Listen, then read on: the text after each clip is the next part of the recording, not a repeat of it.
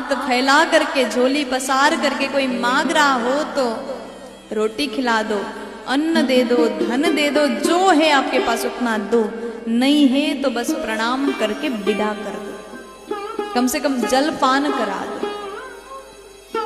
आज सुशीला ने क्या किया, प्रभु मेरे घर में तो कुछ नहीं है, क्षमा करिएगा, मैं नहीं दे सकती, गरीब हूं। भगवान बैठ गए, बात किया। ब्राह्मण बन के आए हैं परीक्षा लेने के लिए। भगवान ने कहा, देवी आपके पति कौन है, क्या नाम है, अभी कहाँ है? पत्नी बोली, मेरे पति का नाम है श्री सुदामा जी महाराज, वो अभी भिक्षा मांगने के लिए गए हैं।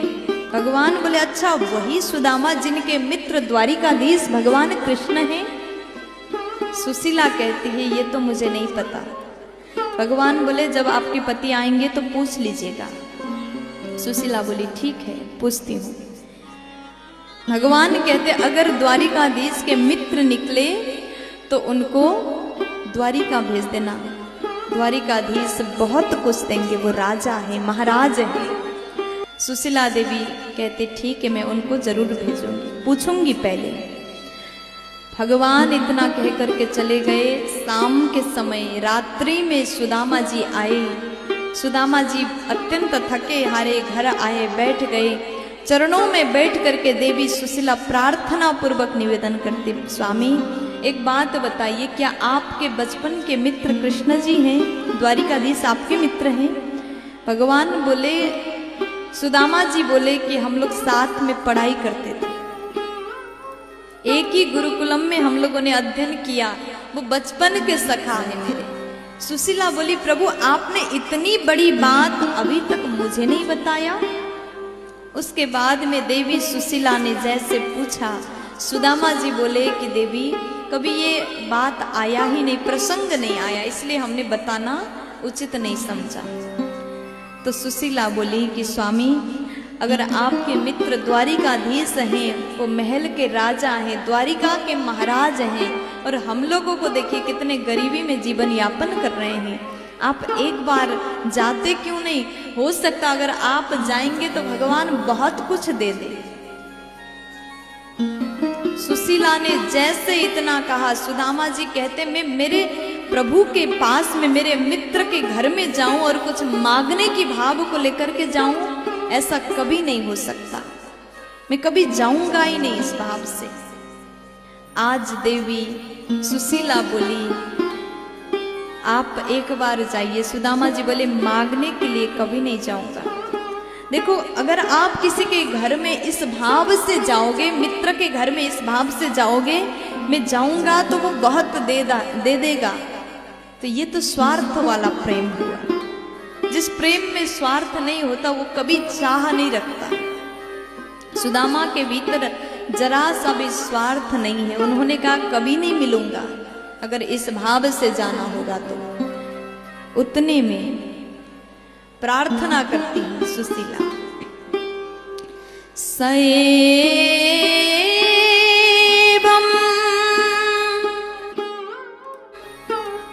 भारी परमो लाभ उत्तमा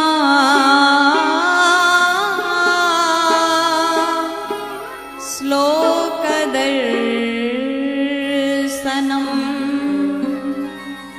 आज देवी सुशीला कहती, प्रार्थना पूर्वक निवेदन करते, हे प्रभु आपके मित्र द्वारिकाधीश हैं, वो भगवान हैं, अगर आप एक बार दर्शन के लिए तो जा ही सकते हैं ना, मांगने के लिए मत जाइए, मैं जबरदस्ती नहीं करूंगी, दर्शन के भाव से जाइए प्रभु, दर्शन के लिए जाइए, क्योंकि अयम ही परमो लाभ, इस जीवन का परम लाभ तो भगवत दर्शन है।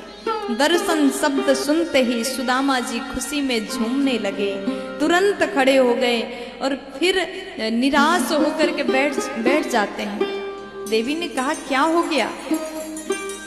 सुदामा जी बोले, देवी मैं जा रहा हूं, लेकिन अपने मित्र के घर में खाली हाथ कैसे जाऊं?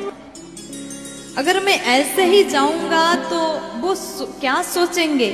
कभी भी अपने मित्र के घर में जाइए तो कुछ ना कुछ उपहार लेकर के जाइए, सुदामा जी बोले हमारे पास तो कुछ भी नहीं है, भगवान को देने के लिए क्या देंगे हम।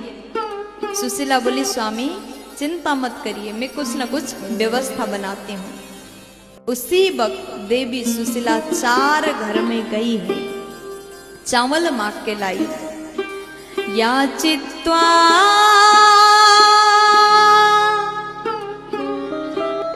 चतुरो मुष्टि विप्रान पृथुक तंडुला शैलखंडेन तान बद्ध्वा भर्त्रे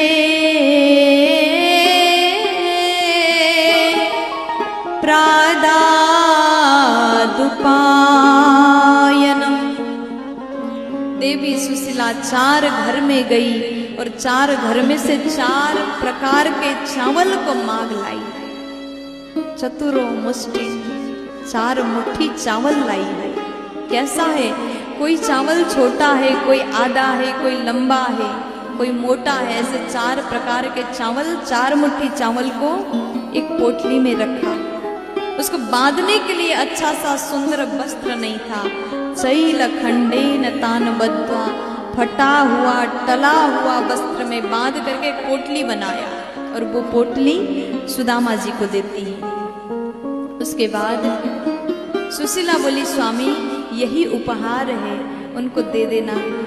द्वारिकाधीश बहुत प्रसन्न हो जाएंगे आपके उपहार को पा करके। सुदामा जी बड़े खुश भये, तुरंत चावल के पोटली को लिया, उठ गए। एक हाथ में लाठी है, एक हाथ में पोटली है और सुदामा जी अपने घर से निकल गए। भगवान की याद करते करते, कन्हैया का नाम जाप करते करते घर से निकल गए। चलते चलते चलते चलते थकित हो जाते, कभी गिर जाते, दुबले पतले ब्राह्मण हैं, कभी गिरते हैं, उठ करके संभल करके चलते हैं। सुदामा जी जैसे चलने लगे, एक विशाल नदी आया। नदी किनारे बैठ करके विचार करते पार कैसे जाऊंगा, इतना विशाल नदी है। बैठ गए किनारे पर। इतने में भगवान केवट बन के आए और भगवान किनारे में खड़े होकर के चिल्लाते, किसी को पार जाना है, किसी को पार जाना है। सुदामा जी दौड़ के गए, भैया हमको पार करा दो। तुरंत नाव में बैठ गए। भगवान ने नाव चलाया, बीच में पहुंचे। भगवान बोले अब तैयारी करिए। सुदामा जी बोले किस चीज की तैयारी करना। भगवान बोले पार करा रहा हूं तो फ्री में थोड़ी करूंगा, दक्षिणा दो। सुदामा जी बोले मेरे पास तो है नहीं, एक काम करो, जहां से आपने मुझे उठाया था वहीं छोड़ दो, मुझे पार नहीं जाना, दक्षिणा नहीं है मेरे पास, कुछ भी नहीं है। भगवान बोले जो है वही दीजिए। सुदामा जी बोले मेरे पास तो केवल गरीबी है, इसके अलावा कुछ नहीं है। तो भगवान ने कहा सुदामा जी वही गरीबी हमको संकल्प करके दीजिए। आज सुदामा के गरीबी को भगवान ने उसी समय, पार कराते समय संकल्प करके हरण कर लिए, गरीबी ले लिया। इसीलिए दुनिया में जब भी मित्रता की चर्चा होती है तो कृष्ण सुदामा का नाम सबसे पहले लिया जाता है। देखो दुनिया के मित्र तो सुख का बंटवारा करते हैं, लेकिन असली मित्र तो वो है जो दुख का बंटवारा करे। भगवान ने सुदामा से सुख नहीं पाया, उनके दुख को ही ग्रहण कर लिया, हरण कर लिया, उनके गरीबी को स्वीकार किया। दुनिया के दोस्त तो धनवान होगा तो दोस्त बहुत बन जाएंगे, लेकिन गरीबों के तो दोस्त भी नहीं होते, मित्र भी नहीं होते। गरीब से तो कोई बात भी नहीं करना चाहता, दुनिया की दोस्ती है। लेकिन कृष्ण और सुदामा की दोस्ती में इतना प्रेम है। भगवान कहा कि कभी आपने सुना है महाराज और गरीब व्यक्ति का दोस्ती? केवल कृष्ण जी कर सकते हैं। वो द्वारिका के राजा हैं और सुदामा जी इतने गरीब, खाने के लिए अन्न नहीं, लेकिन दोस्ती ऐसा। भगवान ने साथ नहीं छोड़ा। इसी को असली मित्रता कहते हैं। भगवान ने गरीबी लिया। भगवान का वचन है, अगर भक्त मेरे लिए एक पग चलता है तो मैं उसके लिए 60 पग चलने को तैयार हूं। लेकिन कमी हम लोग की है, हम भगवान के लिए अपना कदम आगे बढ़ाते ही नहीं। भगवान कहते हैं, जो तू आवे पग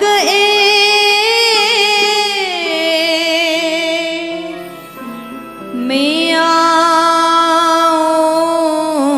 पग 60, जो तू करो काठ सो मेलो